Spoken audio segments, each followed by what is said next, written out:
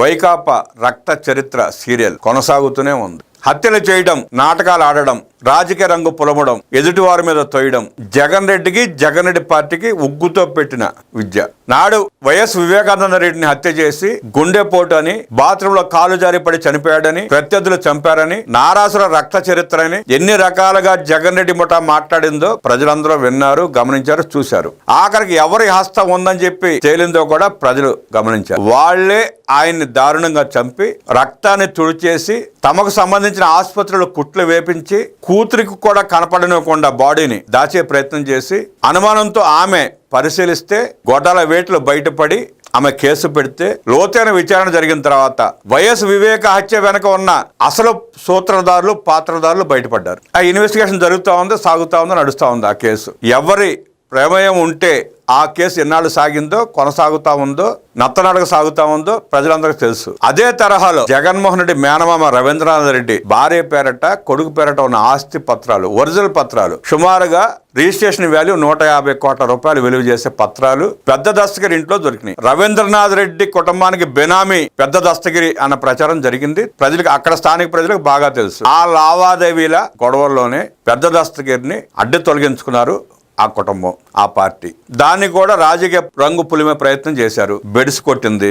అసలు దొంగలు దొరికిపోయారు. మాజీ మున్సిపల్ చైర్మన్ పరారైపోయాడు. వైఎస్ఆర్ కాంగ్రెస్ పార్టీ కడప మాజీ మున్సిపల్ చైర్మన్ పారిపోయాడు. ఆ హత్యలో ప్రధాన భూమిక పోషించాడు. ఆ వెనక ఉన్న పెద్దల బండారం కూడా బయటపడింది. ఇక జగన్ రెడ్డి గెద్దలా వాలిపోయాడు అక్కడ. ఎప్పుడైతే మేనమామ కుటుంబం పేరు బయటకు వచ్చిందో దాని మీద ప్రజల దృష్టి మళ్లించడానికి గద్దలా వాలిపోతున్నాడు అక్కడికి. 150 కోట్ల రూపాయల రిజిస్ట్రేషన్ వాల్యూ ఉందంటే అది ఎన్ని వేల కోట్ల రూపాయల ఆస్తి పత్రాలు స్పష్టంగా అర్థం అవుతా ఉంది. పోలీసులు లోతుగా పరిశీలన చేస్తున్నారు. అది రవీంద్రనాథ్ రెడ్డి వరకే ఆగుతుందా, జగన్ రెడ్డి దగ్గర దాకా పాకుతుందా? ఇన్వెస్టిగేషన్ లో తేల్తది. జగన్మోహన్ రెడ్డి లండన్ పారిపోక ముందే ఆ విషయం బయటపడితే జగన్ రెడ్డి ఏ కేసులో తప్పించుకునే ప్రయత్నం చేసినా లండన్ పారిపోక ముందే అరెస్ట్ అవుతాడు. ఒకప్పుడు దేశ రాజకీయాల్లో ఎంతో గౌరవం, పేరు ప్రఖ్యాతులు ఉన్న ఆంధ్రప్రదేశ్ రాజకీయ ప్రతిష్టను వైసీపీ అందపాతాళానికి తొక్కేస్తుందని మంత్రి కొలుసు పార్థసారథి ధ్వజమెత్తారు. అధికారం, ఆస్తి కోసం వైసీపీ నేతలు ఎంతటి నీచానికైనా దిగజారుతారని మండిపడ్డారు. వైసీపీ మనుగడ మొత్తం విధ్వంసం, భయాందోళనలు,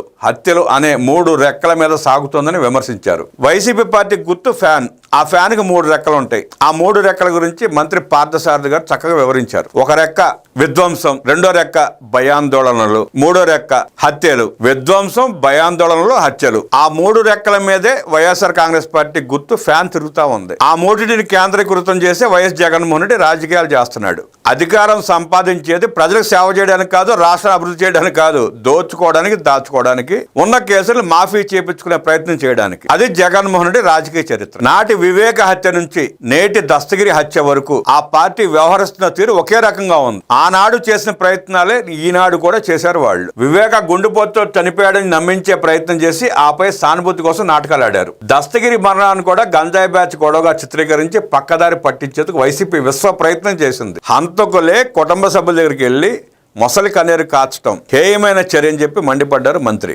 ఎంత దుర్మార్గం అండి! వ్యక్తిని చంపి ఆ కుటుంబ సభ్యుల దగ్గరికి వెళ్ళి పరామర్శలు, మొసలి కన్నీళ్లు. ఎంతటి మానవత్వం లేని మృగాలైతే అలా వ్యవహరించగలుగుతారు? అప్పటిదాకా తమతో పాటు తిరిగిన వ్యక్తి, తమకు బాగా తెలిసిన వ్యక్తి, తమకు రాజకీయంగా లబ్ధి కలిగించిన వ్యక్తి, అండగా నిలబడిన వ్యక్తిని దారుణంగా హత్య చేసి మొసలి కన్నీరు కార్చడం, పైగా ప్రజలు చూస్తుండగానే చంపి నాటకాలు ఆడడం, ఈ హత్య రాజకీయాలు చేసి పబ్బం గడిపోవడం నీకే చెల్లిందే జగన్ రెడ్డి. ఈ సందర్భంగా దస్తగిరి ఎవరో ప్రజలందరికీ తెలియాల్సిన అవసరం ఉంది.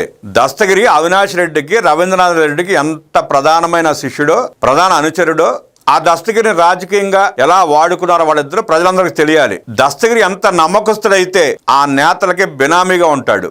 ఆ నేతల బినామీ ఆస్తులకి కాపలాదారుడిగా ఉంటాడు. ప్రజలు ఆలోచించాలి. జగన్మోహన్ రెడ్డి కూడా దస్తగిరికి, పెద్ద దస్తగిరికి అత్యంత సన్నిహిత సంబంధాలు ఉన్నాయి. ఎప్పుడు కడప వెళ్ళినా దస్తగిరి అక్కడ ఉంటాడు పక్కనే. దస్తగిరితో జగన్ రెడ్డి దిగిన ఫోటోలు అనేకం ఉన్నాయి. పులివెందుల్లో జగన్ రెడ్డి జరిపే ప్రతి రాజకీయ మంత్రాంగంలోనూ, రాజకీయ కుట్రలోనూ దస్తగిరి పాత్ర స్పష్టం. ఈ సందర్భంగానే పెద్ద దస్తగిరి చనిపోయాడు, తన పార్టీ వాళ్ళు చంపారు. అయినా సిగ్గుశరం లేకుండా ఆ కుటుంబాన్ని పరామర్శిస్తానని చెప్పి బయలుదేరబోయాడు జగన్మోహన్ రెడ్డి. బయలుదేరుతున్నాడు కార్యకర్తని కుటుంబాన్ని ఓదార్చడాకని చెప్పి సోషల్ మీడియా విస్తృతంగా ప్రచారం చేసుకున్నారు. జగన్ రెడ్డి ప్రకటించిన కొద్దిసేపట్లోనే హత్య ఎందుకు జరిగింది, ఎవరి వల్ల జరిగింది, హత్య వెనక ఉన్నది ఎవరు అన్న సంగతి కూడా బయటపడింది.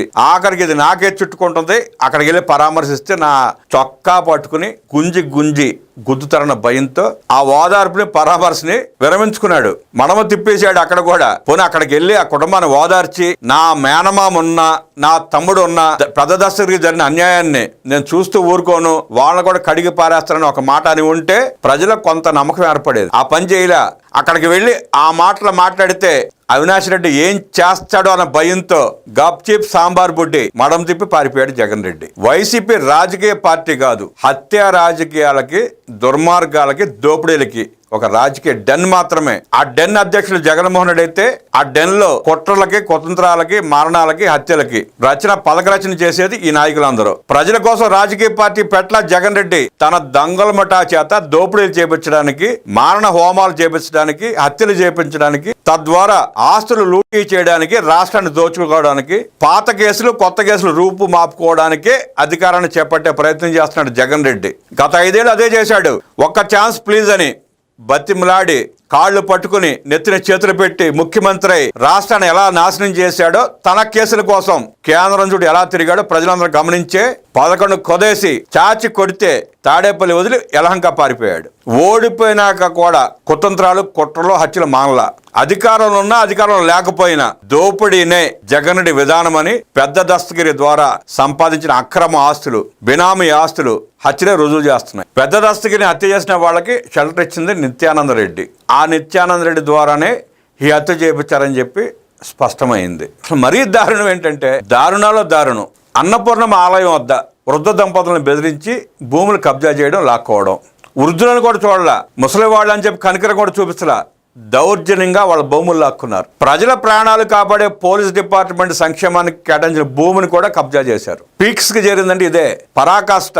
పోలీసుల సంక్షేమానికి కేటాయించిన భూమిని కూడా కబ్జా చేశారంటే వాళ్ళు ఎంత అరవేర భయంకరులో అర్థమవుతుంది. పాపం పోలీసులు కూడా వాళ్ళ భూములు కూడా రక్షించుకోలేపారు. వాళ్ళు బొక్కవంక జలాశయం దగ్గర 35 ఎకరాల భూమి కబ్జా.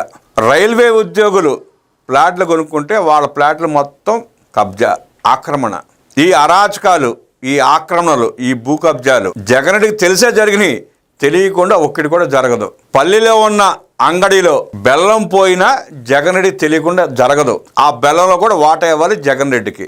రియల్ ఎస్టేట్ గొడవలో, భూ సమస్యలో గొడవలు ఉంటే కోర్టుకు వెళ్తారు ఎవరైనా. వీళ్ళు మాత్రం హత్యలే చేస్తారు. అంటే అవి గొడవలు కాదు, వీళ్ళు బినామీగా పెట్టిన వ్యక్తి వీళ్ళ మాటలు వింటలేదనో, వీళ్ళ చేతులు జారిపోతాడనో తెలిస్తే వాళ్ళని హత్య చేసేస్తారు. వైఎస్ జగన్మోహన్ రెడ్డికో, అవినాష్ రెడ్డికో, రవీంద్రనాథ్ రెడ్డికో, ఆ చుట్టూ ఉన్న 10 మందికో బినామీలుగా ఉన్నవాళ్ళు ఎవరైనా సరే ఈ సంఘటన దృష్టిలో పెట్టుకుని వాళ్ళ వల్ల మీకు సంక్రమించిన బినామీ ఆస్తుల్ని తిరిగి వాళ్ళకి రాసి ఈ ప్రాణాలు కాపాడుకోండి. రాష్ట్ర వ్యాప్తంగా చాలా మంది ఉన్నారు బినామీలు.